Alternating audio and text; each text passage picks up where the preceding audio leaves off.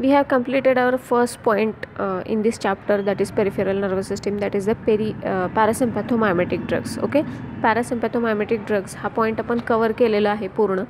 त्याच्यानंतर we will move towards the parasympatholytic drugs. Okay, so parasympatholytic त्याच्या नावातच आहे, lysis, it contain the word lysis, that is the breakdown. म्हणजे parasympathetic nervous system जी action दाखवते, that is acetylcholine जे action दाखवतो, त्याला ब्रेकडाऊन करणारे किंवा त्याला ब्लॉक करणारे एजंट्स याच्यामध्ये येतात.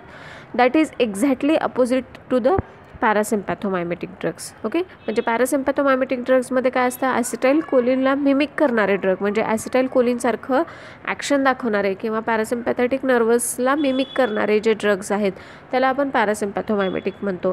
त्याच्या एक्झॅक्टली अपोजिट इथे पॅरासिम्पॅथोलायटिक, म्हणजे पॅरासिम्पॅथेटिक नर्वस सिस्टीम जी ॲक्शन दाखवते त्याला ब्लॉक करणारे किंवा अँटागोनाइज करणारे जे ड्रग्स आहेत त्याला आपण पॅरासिम्पॅथोलायटिक्स असं बोलतो. ओके, सो त्याचं नावात जर एक्झॅक्टली ते अपोजिट्स आहेत तर ऑब्व्हियसली त्याचे ॲक्शनसुद्धा अपोजिट असतात. जर पुढे जाऊन आपण जेव्हा बघू तेव्हा आपल्या लक्षात येईल की आता तिथे जसं आपल्याला मिओसिस दिसतो when it is install in to the eye, इकडे आपल्याला मायट्रायसिस दिसेल. सो एक्झॅक्टली अपोजिट, तिकडे जर स्मूथ मसलचं कॉन्ट्रॅक्शन दिसत असेल तर इथे रिलॅक्सेशन दिसेल.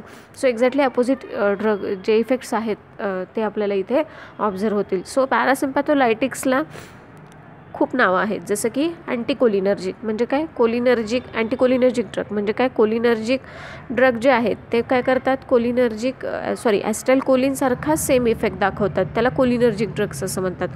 अँटीकोलिनर्जिक म्हणजे काय, त्या इफेक्टला ब्लॉक करतात किंवा अँटागोनाइज करतात, त्याला अँटीकोलिनर्जिक असं म्हणतात.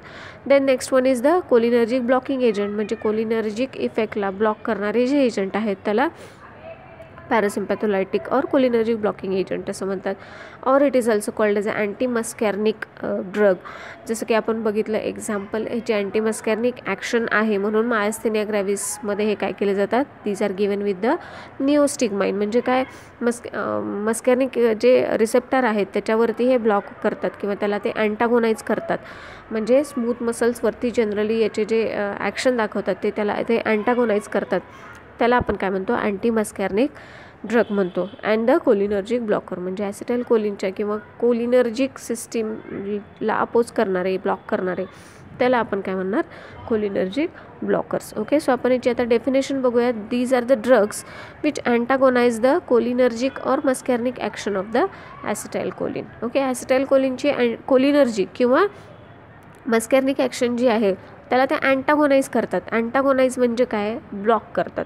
Okay, so there are two terms, that is the agonist and the antagonist. Okay, agonist म्हणजे काय, which mimic the action or which produces the same action of the particular drug, आणि antagonist म्हणजे काय, which block the that particular action. Okay, opposite आहेत.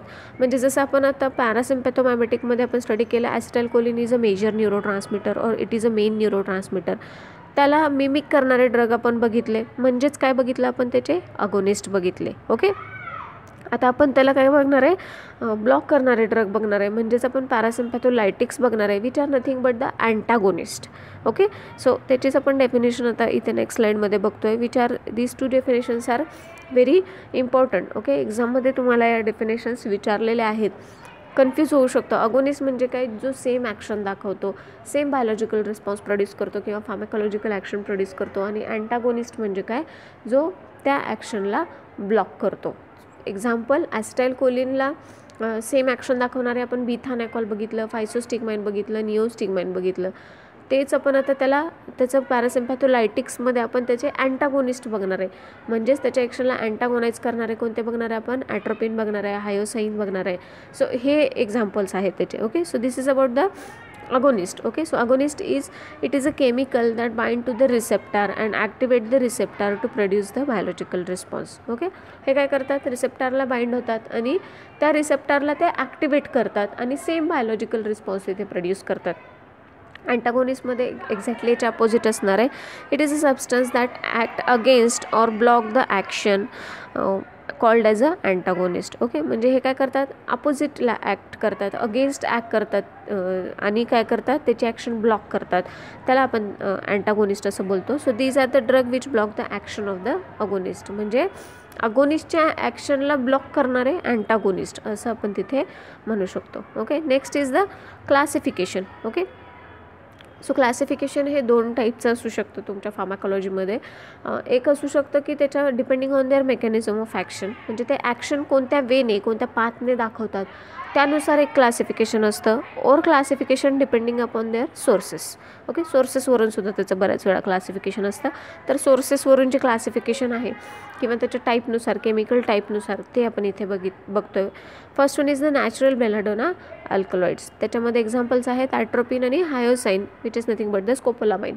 Okay, so हे आपण examples जे आहेत ते बघितलेले आहेत फार्माकोग्नोसीमध्ये. देन सेमी सिंथेटिक म्हणजे जे नॅचरली ऑप्टेनिंग अल्कलॉइड्स आहेत, पण त्याच्यामध्ये काही केमिकल चेंजेस केलेले असतात, सॉल्ट ॲड केलेले असतात, काही कंपाऊंड त्याच्यामध्ये ॲड केलेले असतात, त्याच्यामुळे त्याला सेमी सिंथेटिक असं बोललं जातं. Examples are the homatropine, atropine methonitrate, hyoscine butyl bromide, ipratropium bromide और ट्रायोट्रोपियम ब्रोमाइड. ओके, याच्यातले 2 किंवा 3 नावं तुम्ही केले तरीसुद्धा चालू शकतील. And third class is the synthetic compound. Okay, so synthetic compound are again divided into 5 classes. So these are divided depending on their action. Okay, ते ॲक्शन कसे दाखवतात त्याच्यावरती ते सिंथेटिक क्लासेस क्लासिफाय केलेले आहेत. First one is the mydriatics. Acetylcholine किंवा पॅरासिम्पॅथोमायमेटिक्समध्ये आपण बघितलं miosis. Miosis means what? Constriction of the pupil. त्याच्या एक्झॅक्टली अपोजिट मायड्रेटिक्स. म्हणजे आता सपोज आपण पॅरासिम्पॅथोलायटिक ड्रग्स देतो आहे, but we need only mydriatic action there, particular mydriatic action. Mydriatic action म्हणजे काय? These are install in to the I.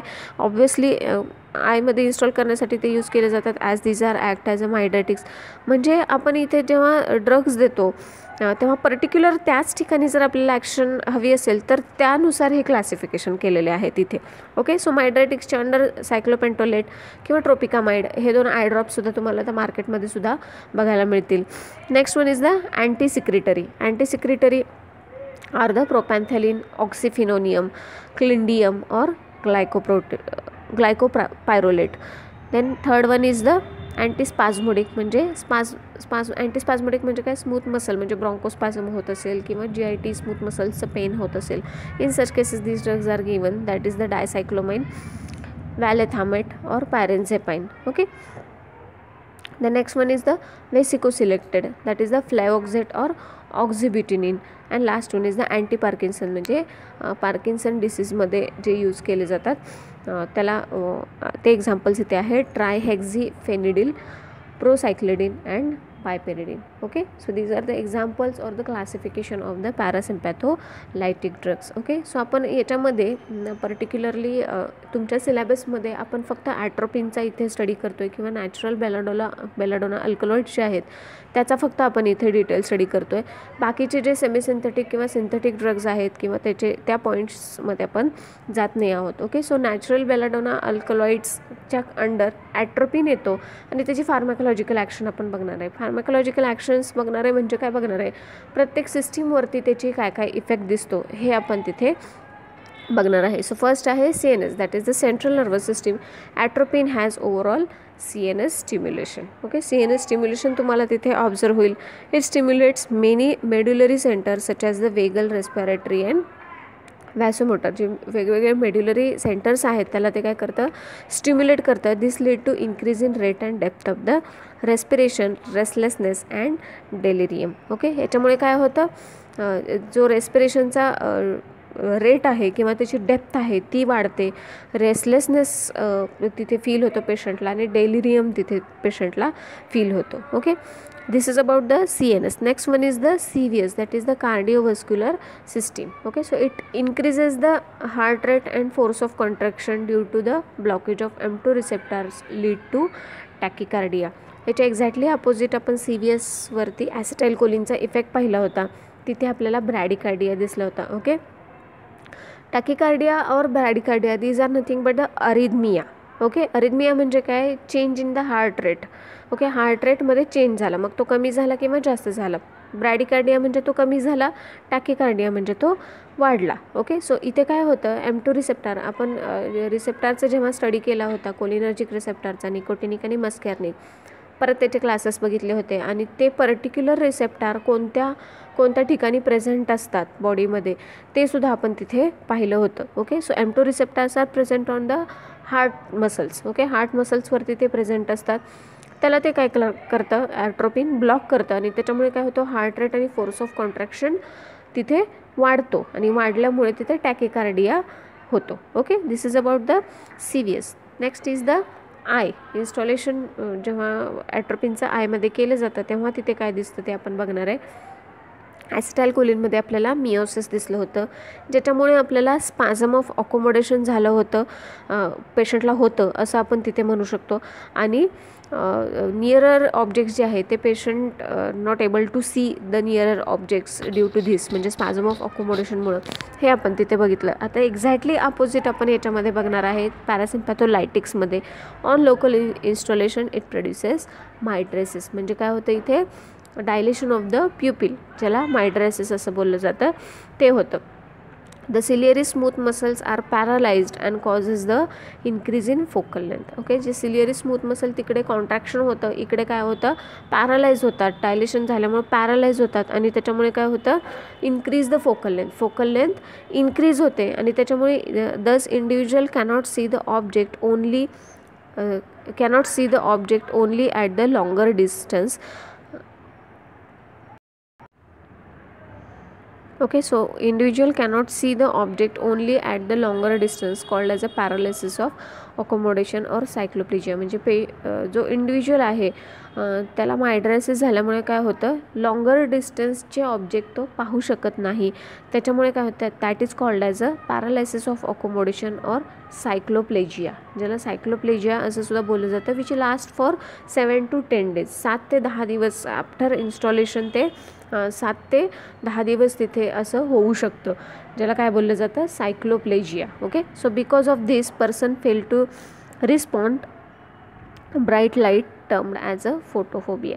त्याच्यामुळे काय होतं, पर्सन ब्राईट लाईट जर आला तर त्याला म्हणजे त्याची फोकल लेंथ इन्क्रीज झाल्यामुळे काय होतं, ब्राईट लाईटला तो फेस करू शकत नाही किंवा बघू शकत नाही किंवा रिस्पॉन्ड करू शकत नाही. त्याच्यामुळे काय होतं, ही हॅव अ फोटोफोबिया, म्हणजे लाईट आला, भरपूर लाईट आला की डोळे झाकले जातात किंवा बघू शकत नाही, त्रास होतो इंडिव्हिज्युअलला.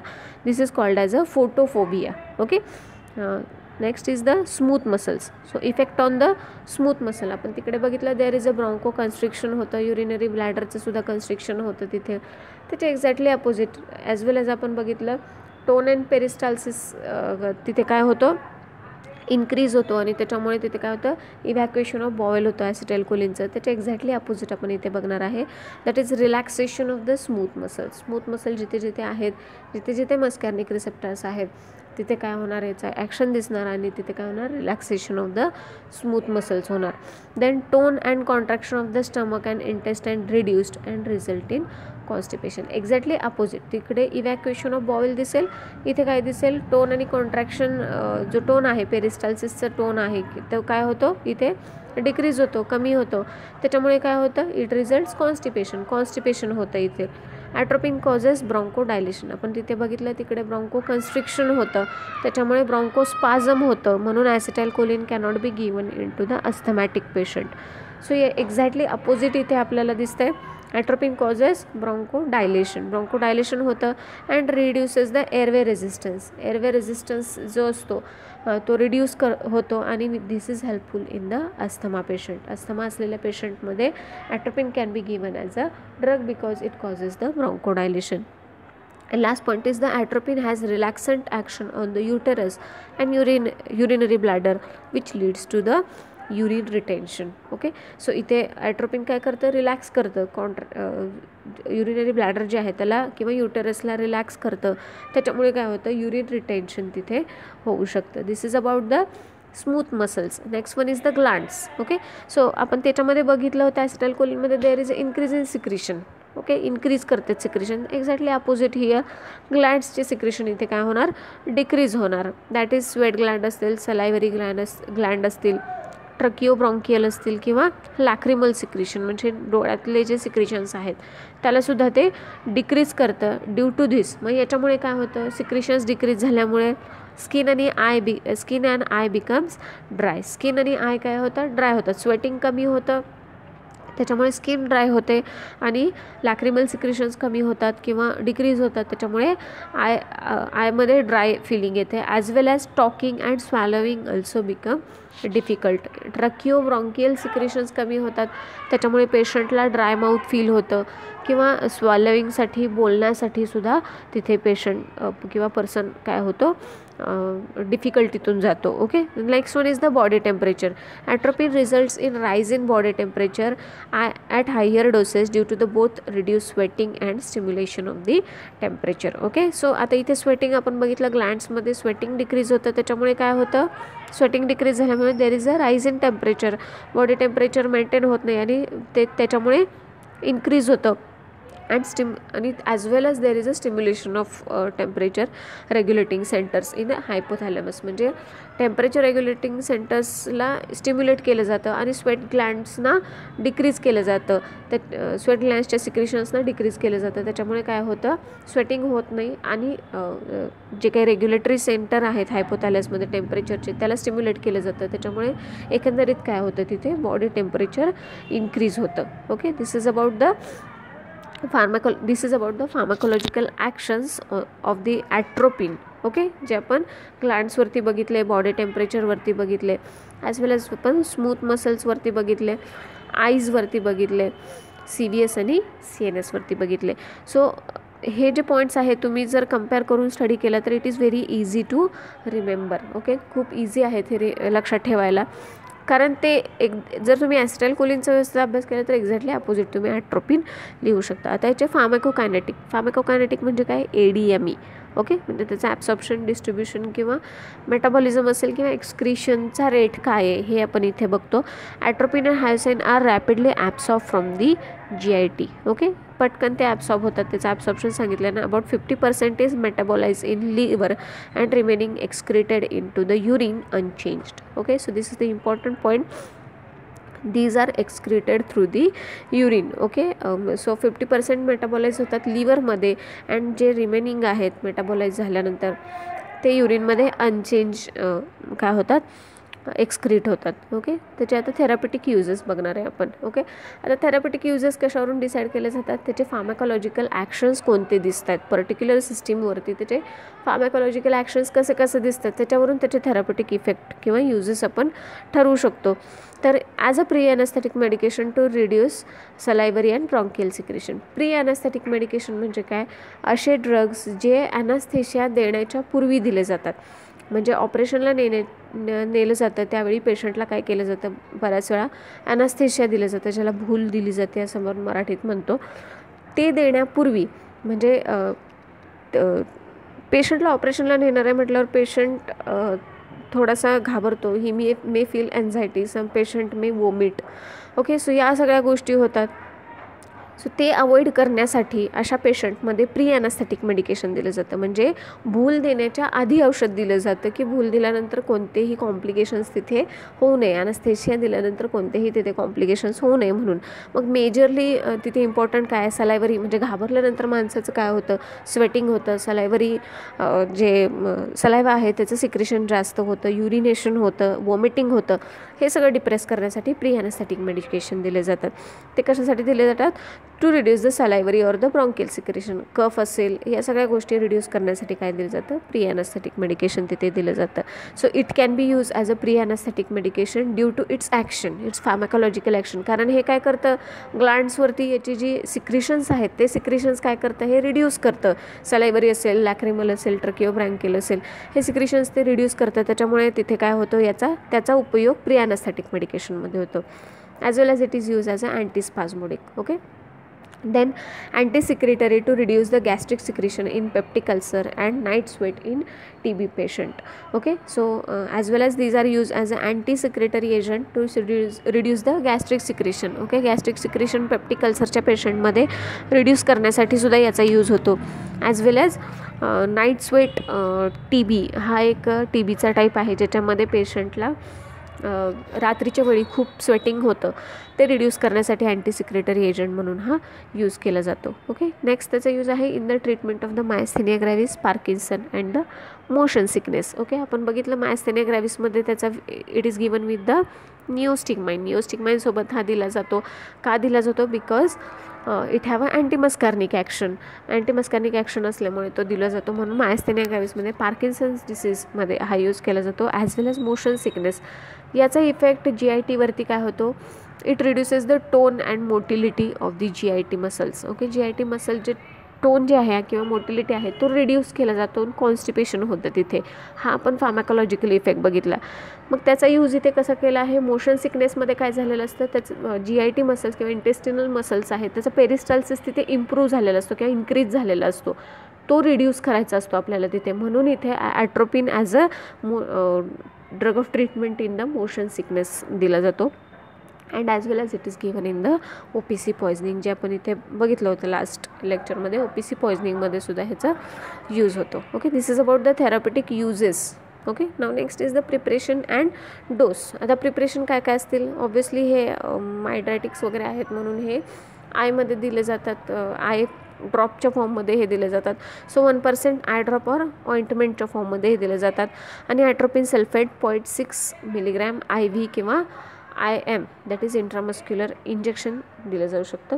कॉन्ट्राइंडिकेशन्स. कॉन्ट्राइंडिकेशन म्हणजे काय? कोणत्या सिच्युएशनमध्ये हे ड्रग यूज केले गेले नाही पाहिजेत. Okay, so this should not be use in the narrow, म्हणजे if the patient have narrow angle glaucoma. Narrow angle glaucoma असेल तर त्याला नाही दिलं गेलं पाहिजे. अँजायना पेक्टोरिस आणि कंजेस्टिव्ह हार्ट फेल्युअरमध्ये सुद्धा हे दिले गेले नाहीत पाहिजे. कारण हार्टवरती याचा इफेक्ट काय होतं? It increases the heart rate. Okay, so that is tachycardia. त्याच्यामुळे किंवा फोर्स ऑफ कॉन्ट्रॅक्शन दोन्ही इन्क्रीज करतं, जे अँजायना पेक्टोरिस आणि कंजेस्टिव्ह हार्ट फेल्युअरमध्ये हे फेटल होऊ शकतं. म्हणून हे त्यास म्हणजे अँजायना पेक्टोरिस किंवा CHF असणाऱ्या पेशंटला किंवा नॅरो अँगल ग्लुकोमा असणाऱ्या पेशंटला दिलं नाही गेलं पाहिजे. ग्लॅकोमा म्हणजे it is optic nerve disease. Okay, optic nerve disease आहे ज्याच्यामध्ये पेशंटला फोटोफोबिया होतो वगैरे वगैरे. ते आपण इथे डिटेलमध्ये बघणार आहे. फक्त नॅरो अँगल ग्लॅकोमामध्ये हे दिलं गेलं जात नाही. ॲडवर्स इफेक्ट याचे काय? आता जे इफेक्ट आहेत ते जास्त प्रमाणात झाले की त्याचे ते काय होतात? ॲडवर्स इफेक्ट होतात. ओके, सो आता सिक्रिशन्स इथे डिक्रीज होतात. जर जास्त प्रमाणात ॲट्रोपिन पर्सनला दिला तर त्याच्यामुळे ते सिक्रिशन डिक्रीज झाल्यामुळे काय होणार? ड्रायनेस ऑफ माउथ होणार, इंटेन्स थर्स्ट होणार, जास्त तहान लागणार, अँड डिफिकल्टी इन स्वॅलोईंग म्हणजे गिळायला पेशंटला त्रास होणार. देन ब्लरिंग ऑफ व्हिजन, जसं की आपण बघितलं फोकल लेंथ त्याची काय होते? इन्क्रीज होते. त्याच्यामुळे ब्लर होणार व्हिजन. युरिनरी रिटेन्शन कशामुळे होणार? Due to relaxation of the bladder. Tachycardia आपण पाहिलं होतं. आणि constipation due to reduce the motility or the tone of the intestine muscles. And one more is there, that is the hyperpyrexia, that is the increase body temperature. आपण बघितलं increase in body temperature कशामुळे होतं? Sweat glands तिथे काय होतात? Decrease होतं sweating तिथे. आणि जे रेग्युलेटरी सेंटर आहे हायपोथॅलॅमसमध्ये टेम्परेचरचं ते स्टिम्युलेट होतं, त्याच्यामुळे body temperature. These are the adverse effect. Okay, जे इफेक्ट आहेत त्याच्याच ते जास्त प्रमाणात झाले की these are the adverse effect. Next one is the belladonna poisoning. आता याचं पॉयझनिंग होतं आणि त्याची कारणं काय काय आहेत हे आपण बघणार आहेत. So overdosing during the treatment of nocturnal enuresis. Okay, so it is a drug which is used in a treatment of nocturnal enuresis. Okay, so nocturnal enuresis म्हणजे काय? Bed wetting. Okay, during night time. चिल्ड्रन्समध्ये हा observe होतो. It is not a disease, it is a common thing. So nocturnal एन्युरेसिसमध्ये जर overdosing झालं तर इथे पॉयझनिंग होऊ शकतं किंवा injection of leaves and seeds of belladonna plant. Belladonna प्लांटचे जर इंजेक्शन केलं म्हणजे खाल्ले किंवा लीव्स खाल्ले तर पॉयझनिंग होऊ शकतं. or application of belladonna plaster over the larger surface area may produce the systemic absorption leading to the intoxication. belladonna plaster जे आहे इट इज त्याचं प्लास्टर पण तयार केलं जातं which can be applied to reduce the pain. Okay, pain reduce करण्यासाठी particular एरियाचं ते प्लास्टर यूज केलं जातं. पण ते जास्त प्रमाणात अप्लाय केलं तर काय होईल? त्याचं ॲब्सॉर्प्शन सिस्टमिक सर्क्युलेशनमध्ये होईल आणि there may be chances of intoxication. Okay, next one is the symptoms. आता टॉक्झिकेशन झाल्या म्हटल्यावर सिम्टम्स काय दिसणार? सेम सिम्टम्स दिसणार which are the adverse effect of the atropine. Dryness of mouth, difficulty in swallowing, mydriasis, blurring vision, photophobia, urinary retention and the hyperpyrexia. These are the symptoms. The next is the diagnosis. आता diagnose कसं करणार? आता diagnosis करताना इथे एक point लक्षात घ्यायचा, it is excreted through the urine. आपण पाहिलं होतं. Okay, so add a drop of patient's urine in cat's eye. पेशंटची युरिन काय केली जाते? कॅटच्या आयमध्ये इन्स्टॉल केली जाते. तिथे जर डायलेशन ऑफ प्युपिल कन्फर्म झालं then there is a belladonna poisoning. Okay, म्हणजे युरिनमधून एक्सक्रीट कधी होणार? When 50% drug is metabolize and remaining drug is excreted in to the urine. आपण पाहिलं होतं. मग 50% ऑलरेडी मेटाबोलाइज झाला आहे आणि अजून एक एक्सक्रीट झाला आहे, तर तो ऑब्व्हियसली बॉडीमध्ये काय एक्सेस आहे. मग एक्सक्रीट झाला युरिन थ्रू, मग ते युरिनचे काही ड्रॉप जर कॅटच्या आयमध्ये इन्स्टॉल केले then there is a dilation of pupil. मग त्याच्यावरून ते कन्फर्म केलं जातं there is a belladonna poisoning. Okay, so treatment काय केली जाते? आता त्याचे जे इफेक्ट आहेत ते जास्त प्रमाणात झाल्यामुळे त्याचे आपल्याला सिम्पटम दिसतात किंवा ॲडवर्स इफेक्ट दिसतात, त्यालाच आपण ट्रीटमेंट देतो. जसं की फोटोफोबिया झालेला असतो. फोटोफोबिया म्हणजे जास्त लाईटला पेशंट रिस्पॉन्ड करू शकत नाही. So obviously admit the patient in to the dark room to reduce the photophobia. Gastric lavage should be done to remove the drug from the stomach. Okay, gastric lavage केलं जातं, जो drug पोटामध्ये आहे तो content काढून टाकला जातो. Then alkaloidal inactivator universal antidote before and after gastric lavage. Gastric lavage करण्याच्या आधी किंवा नंतर पण काय केलं जातं? युनिव्हर्सल अँटीडोट दिला जातो, ज्याच्यामध्ये चारकोल, टॅनिक ॲसिड हे कंटेंट असतात, ज्याला जो युनिव्हर्सल अँटीडोट आहे तो दिला जातो.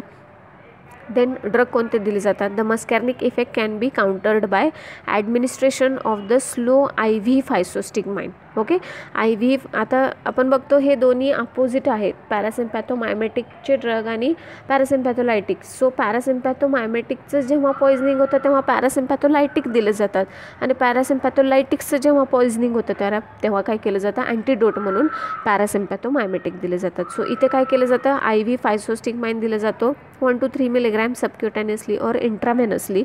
चिल्ड्रन्समध्ये it should be given 0.5 milligram into the children. Or neostigmine दिला जातो 2 to 5 milligram repeated 1 to 2 hours till the muscarinic blockage is obtained. Okay, so neostigmine कधी दिला जातो? निओस्टिग्माइन 2 to 5 milligram रिपीटेडली दिला जातो. फायसोस्टिग्माइन आपण बघितलं लॉंग ॲक्टिंग ड्रग आहे, लेस पोटंट आहे, पण निओस्टिग्माइन पोटंट आहे but it need a repeated administration. तेच इथे त्यांनी सांगितलेलं आहे. नेक्स्ट इज द रेस्टलेस आणि delirium should be treated with the diazepam. Diazepam म्हणजे कामनेस येतो, झोपतो पेशंट, थोडक्यात रेस्टलेसनेस जो आलेला असतो त्याच्यामुळे डायझेपाम दिले की तो झोपतो. Ice cold bags sponging for the hyperpyrexia. Body temperature increase झालेलं असतं. To reduce this body temperature ice cold bags काय केले जातात? दिले जातात. If respiration depression is there give artificial oxygen and IV fluid therapy and catheterisation for the urinary retention. Okay, artificial oxygen दिला जातो जर जास्त प्रमाणात रेस्पिरेशन डिप्रेशन झालं असेल तर, किंवा IV फ्लूइड्स पण दिले जातात. आणि कॅथेटरायझेशन केलं जातं बिकॉज युरिनरी ब्लॅडर काय होतं? रिलॅक्स झालेलं असतं, त्याच्यामुळे युरिनरी रिटेन्शन दिले झालेलं असतं. सो आता इथे ॲट्रोपिनचे काही सबस्टिट्यूट्स आहेत. So these are the semi synthetic or synthetic compounds or drugs which chemically resemble to atropine and selectively inhibit the M1, M2 और the M3 receptor. Okay, so हे जे इथे काही एक्झाम्पल्स दिलेले आहेत ते काय केले आहेत? सिंथेटिक आहेत किंवा सेमी सिंथेटिक आहेत, जे सेम ॲट्रोपिनसारखं काम करतात. ओके, सो क्वाटर्नरी कंपाऊंडमध्ये आपण बघतो ॲट्रोपिन मिथायोनेट. ह्याचं थेरापेटिक युजेस सहित दिलं आहे. It is use in a abdominal colic and hyper acidity. Mainly त्याचे थेरापेटिक युजेस दिलेत. इप्राट्रोपियम ब्रोमाइड ब्रॉन्कोडायलेटर म्हणून यूज केलं जातं. प्रोपॅन्थेलिन पेप्टिक अल्सर किंवा गॅस्ट्रायटिसमध्ये यूज केलं जातं. ऑक्झिफेनोनियम पेप्टिक अल्सर और GI हायपरमोटिलिटी जर झाली असेल तर अशा केसेसमध्ये ते म्हणजेच काय मोशन सिकनेस, GI हायपरमोटिलिटी त्याच्यामध्ये दिलं जातं. देन ग्लायकोपायरोलेट हे एक्झाम्पल आपण क्लासिफिकेशनमध्ये पाहिलेले आहेत. क्लिंडिनियम ग्लायकोपायरोलेट कशात दिलं जातं? As a pre anaesthetic medication म्हणून यूज केलं जातं. Then clidinium it is use in a peptic ulcer. Colic gastritis, then hyoscine butyl bromide, irritable bowel syndrome, oesophageal and GI spastic condition. So अशा कंडिशनमध्ये पर्टिक्युलर जे drugs आहेत त्याचे therapeutic uses इथे दिलेले आहेत. Next one is the tertiary amine. आपण quaternary amines बघितले which can passes the blood brain barrier. These are the tertiary amine, dicyclomine, valentamate and parazepine.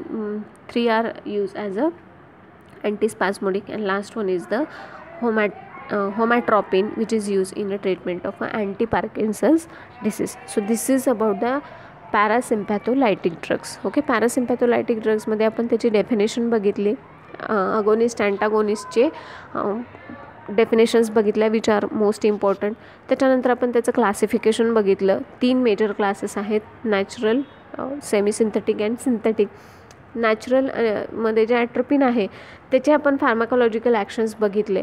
Particular ड्रगवरती पर्टिक्युलर सिस्टीमवरती त्याचे फार्माकोलॉजिकल ॲक्शन्स कसे कसे दिसतात ते आपण तिथे पाहिलं.